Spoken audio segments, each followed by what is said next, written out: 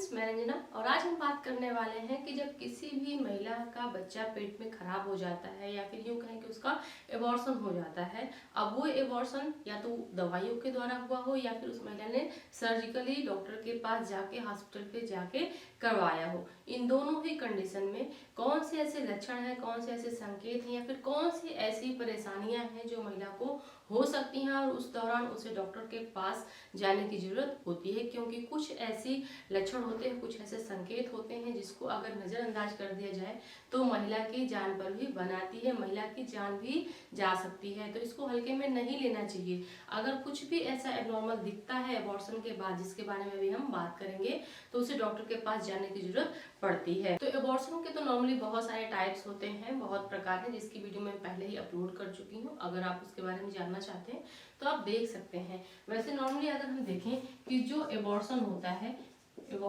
है वो किस तरीके से किया जाता है, मतलब इसके कौन से मेथड होते हैं जिसके थ्रू एबॉर्शन किया जाता है। तो नॉर्मली ये दो तरीके से किया जाता है।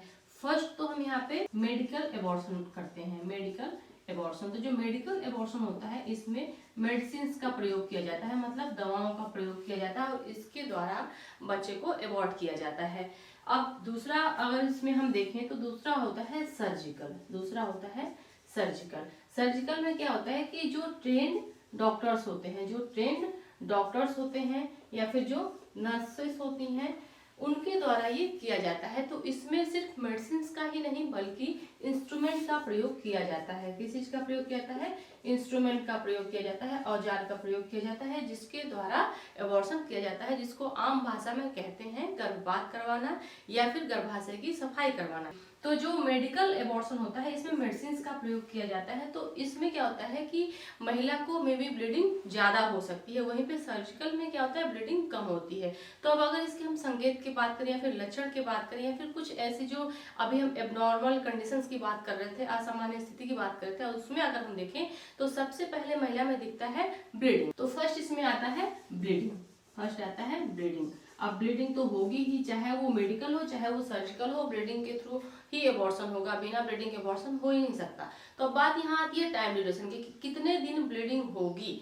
तो अगर हम नॉर्मल देखें कि अगर किसी भी महिला ने मेडिकल एबॉर्शन करवाया है या फिर किया है, मतलब उसने दवा स्वयं से ली है या फिर किसी डॉक्टर से ली है, तो उस दौरान जो ब्लीडिंग होती है वो कितने दिन तक होगी, नॉर्मल की हम यहाँ पे बात कर रहे हैं। तो अगर दवा के थ्रू महिला ने अपना एबॉर्शन किया है तो उस दौरान जो ब्लीडिंग होगी वो 2 डेज मतलब 2 दिन से लेके 2 सप्ताह 2 वीक तक की होगी। नॉर्मल क्या है कि वो 2 दिन तक उसकी ब्लीडिंग हो सकती है, 3 दिन 4 दिन 5 दिन तक हो सकती है, या फिर 2 हफ्ते तक ब्लीडिंग हो सकती है। ये क्या है? ये नॉर्मल है। लेकिन अगर इससे ज्यादा दिन तक ब्लीडिंग होती है या फिर अगर ब्लीडिंग हो रही है 4 दिन के लिए बंद हो जा रही है, फिर ब्लीडिंग हो रही है, फिर 2-4 दिन के लिए बंद हो जा रही है, फिर स्पॉटिंग हो रही है, तो ये भी नॉर्मल नहीं है। फिर वहां पे महिला को डॉक्टर के पास जाके संपर्क करना चाहिए, क्योंकि हो सकता है कि पूरी तरह से एबॉर्शन ना हुआ हो, जो कंसेप्शन का मटेरियल है वो पूरी तरह से बाहर ना निकला हो, कुछ बीड्स हैं जो गर्भाशय में ही रह गए हों और इस वजह से बार बार उसको स्पॉटिंग हो रही है। क्योंकि इसकी वजह से महिला को दिन प्रतिदिन दिक्कत होगी, धीरे धीरे उसके अंदर थकान, कमजोरी, खून की कमी, भूख न लगना, चक्कर आना, ऐसे सारे लक्षण उसको दिखने लगेंगे। तो ये सारे कॉम्प्लिकेशन हो उससे पहले ही उसको डॉक्टर से मिल लेना चाहिए। अगर उसको बीच बीच में स्पॉटिंग हो रही है, बीच बीच में ब्लीडिंग हो रही है उस दौरान, लेकिन अगर उसको 2-4 दिन ब्लीडिंग हुई, उसके बाद ब्लीडिंग बंद हो गई, फिर उसको जैसे पीरियड्स आते थे वैसे ही 1 महीने के बाद फिर से पीरियड्स आए, तो फिर ये क्या है? ये नॉर्मल है। तो ये हम किसकी बात कर रहे थे? मेडिसिन की, मतलब दवाओं के द्वारा जब कोई महिला का एबॉर्शन होता है तो उसमें नॉर्मल ब्लीडिंग इतनी होती है। नेक्स्ट, अगर किसी का सर्जिकल हुआ है, मतलब कि हॉस्पिटल जाके अगर महिला ने एबॉर्शन करवाया है, इंस्ट्रूमेंट के थ्रू उसका एबॉर्शन किया गया है, तो उस दौरान जो ब्लीडिंग होती है वो 2 से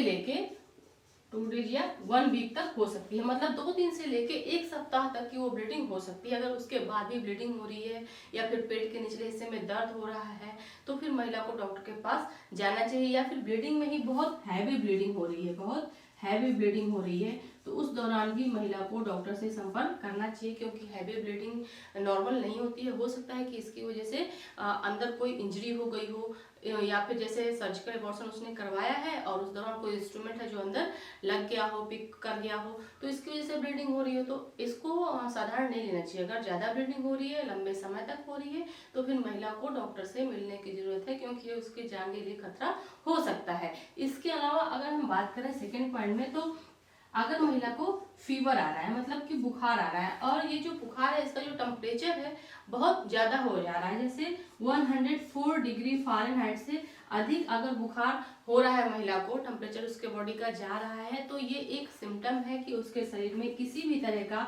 कोई इन्फेक्शन हो रहा है, कोई संक्रमण हो रहा है। अब ये संक्रमण किस तरह का है ये तो डॉक्टर के पास जाने पर ही पता चलेगा। तो वहां पे महिला ने मेडिसिन ली या फिर उसने सर्जिकल अपना एबॉर्शन करवाया, उसके बाद उसको ब्लीडिंग भी हो रही है या फिर ब्लीडिंग नहीं भी हो रही है लेकिन उसको बुखार आ रहा है, तो ये संकेत सही नहीं है। फिर उसको डॉक्टर के पास जाने की जरूरत होती है, क्योंकि संक्रमण अगर शरीर में हो रहा है तो धीरे धीरे हमारे शरीर को क्या कर देगा, कमजोर कर देगा, और इसकी वजह से एक नहीं बल्कि अनेकों बीमारियां शरीर में उभरना शुरू हो जाएंगी। तो ये स्टार्टिंग में हमको ध्यान देने की जरूरत होती है, हर महिला को इस बात का ध्यान रखना चाहिए। नेक्स्ट, अगर किसी भी महिला को नोजिया या फिर वोमिटिंग की समस्या हो रही है, नोजिया एंड वोमिटिंग की समस्या हो रही है, जैसे अगर महिला को बहुत अधिक जी मिचलाने की समस्या हो रही है और उल्टी की समस्या हो रही है, तो उस दौरान भी उसको डॉक्टर से संपर्क करना चाहिए। अगर हम यहाँ पे देखें कि किसी महिला का मेडिकली एबॉर्शन हुआ है, मतलब उसका दवा के थ्रू एबॉर्शन हुआ है, मेडिकली हुआ है, तो इसमें भी क्या होता है 2 से 3 दिन, ये किसी किसी को होता है, सबको नहीं होता है, किसी किसी महिला को ऐसा होता है कि 2 से 3 दिन तक उसको जी मिचलाने और उल्टी जैसी समस्या होती है, क्योंकि जब बच्चा माँ कंसीव करती है उस दौरान उसके शरीर में हार्मोनल इम्बैलेंस होते हैं, जो गोनाडोट्रोपिन हार्मोन्स होता है इसका लेवल बहुत अधिक बढ़ जाता है, जिसको हम क्या बोलते हैं HCG बोलते हैं। इसका लेवल बहुत अधिक बढ़ जाता है और इसी वजह से महिला को जी मिचलाने और उल्टियों जैसे लक्षण दिखते हैं गर्भावस्था के दौरान। तो जब एबॉर्शन हो गया, कंसेप्शन का प्रोडक्ट क्या हुआ, बाहर चला गया, अब गर्भाशय पूरी तरह से खाली है, लेकिन जो ये हार्मोन्स है अब इसका लेवल धीरे धीरे ही तो कम होगा, इसीलिए एबॉर्शन के बाद भी 2 से 3 दिन तक उल्टी या फिर जी मिचलाने जैसी समस्या महिला को होती है। वहीं पे जो सर्जिकल की अगर हम बात करें, मतलब कि अगर महिला ने हॉस्पिटल जाके अपना एबॉर्शन करवाया है जिसमें इंस्ट्रूमेंट का प्रयोग होता है, तो उस दौरान भी 24 घंटे तक महिला को जी मिचलाने या फिर उल्टी जैसी समस्या देखने को मिल सकती है, क्योंकि कुछ दवाओं का असर भी रहता है, साथ ही हार्मोन्स की वजह से।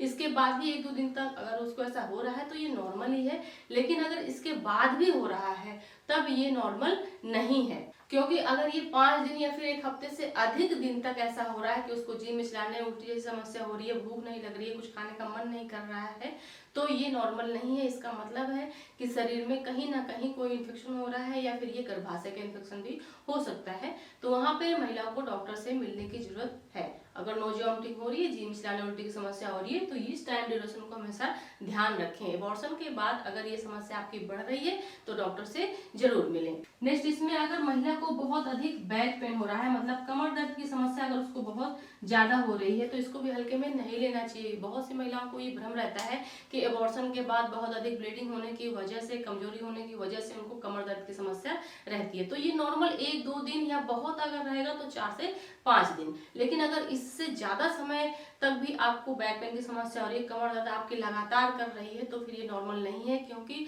एबॉर्शन के बाद अगर 1 हफ्ते के बाद तक आपके कमर में दर्द हो रहा है तो ये एक लक्षण होता है कि आपके गर्भाशय में कहीं ना कहीं कोई इन्फेक्शन हो रहा है और वहां पे थ्रोम्बस बन रहे हैं, मतलब कुछ थक्के जैसा बन रहा है या फिर कुछ ऐसे बीड्स हैं वहां पे जो इन्फेक्शन कर रहे हैं, तो ये भी नॉर्मल नहीं है। अगर कमर दर्द एबॉर्शन के बाद, हम नॉर्मल कमर दर्द की बात नहीं कर रहे हैं, एबॉर्शन के बाद की बात कर रहे हैं। एबॉर्शन के बाद अगर 1 हफ्ते के बाद तक भी आपको बहुत ज्यादा कमर दर्द की समस्या है तो आपको डॉक्टर से मिलने की जरूरत है। यहाँ पे टाइम का जरूर ध्यान रखिएगा। आप ऐसा नहीं है कि जैसे एबॉर्शन हुआ, एबॉर्शन आपने कराया, उसके 2-4 दिन तक आपको कमर दर्द हुआ तो आप डॉक्टर के पास पहुंच जाए, नहीं, टाइम का जरूर ध्यान रखें। जो यहाँ पर टाइम मैंने दिया है, बताया है, उसको ध्यान में रख के आप डॉक्टर के पास जाएं और अपनी समस्या का समाधान जरूर कराएं, नहीं तो ये आपके स्वास्थ्य के लिए बहुत ही गंभीर समस्या बन सकती है। इसके अलावा अगर बहुत अधिक वजाइनल डिस्चार्ज हो रहा है, अगर बहुत अधिक वजाइनल डिस्चार्ज हो रहा है और इस डिस्चार्ज में क्या हो रहा है, गंध आ रही है, बदबू आ रही है, तो ये भी नॉर्मल नहीं है। फिर वहाँ पे डॉक्टर के पास जाने की जरूरत है। माना कि ब्लीडिंग नहीं हो रही है, लेकिन अगर किसी भी तरह का भूरे कलर का डिस्चार्ज हो रहा है या फिर मिल्की डिस्चार्ज हो रहा है, मतलब नॉर्मल जो आई डिस्चार्ज होता है उसके अलावा अगर किसी दूसरे कलर का डिस्चार्ज हो रहा है, आपके योनि मार्ग से कोई भी सिक्रेशन निकल रहा है और बहुत ज्यादा निकल रहा है और उसमें स्मेल भी है, तो फिर डॉक्टर से मिलने की जरूरत है, क्योंकि ये नॉर्मल नहीं है। इसके बाद एक और लक्षण देखने को मिल जाता है ब्रेस्ट टेंडरनेस। ब्रेस्ट टेंडरनेस, बहुत सी महिलाओं को ऐसा होता है कि अबॉर्शन के बाद उनके स्तन बहुत अधिक टाइट हो जाते हैं, कड़े हो जाते हैं और उनको दर्द भी होता है, तो ये हार्मोन्स की वजह से होता है। लेकिन अगर एक हफ्ते के बाद भी, अबॉर्शन के एक हफ्ते बाद भी ये समस्या लगातार बनी हुई है कि ब्रेस्ट में टेंडरनेस है, दर्द हो रहा है, स्तन बहुत अधिक टाइट जैसे महसूस हो रहे हैं, तो फिर आपको डॉक्टर से मिलने की जरूरत है, क्योंकि फिर ये आपके लिए आगे कॉम्प्लिकेशन कर सकते हैं। हो सकता है कि ब्रेस्ट में कोई गांठ हो सकती है और ये भी आपके लिए एक समस्या हो सकती है। तो अगर एबॉर्शन के बाद इनमें से कोई भी लक्षण आपको दिखे तो तुरंत आपको डॉक्टर्स के पास जाना चाहिए। लेकिन ये जो टाइम है इसका विशेष ध्यान रखिए। एबॉर्शन के बाद का जो समय होता है वो एक महिला के लिए बहुत ही नाजुक समय होता है और उसको अपने स्वास्थ्य का विशेष ध्यान रखना चाहिए। साथ ही इसमें से अगर कोई लक्षण दिख रहा है तो उसको भी इस पर ध्यान देना चाहिए। तो आज के लिए बस इतना ही, मिलते हैं अगले वीडियो में, तब तक के लिए थैंक यू सो मच।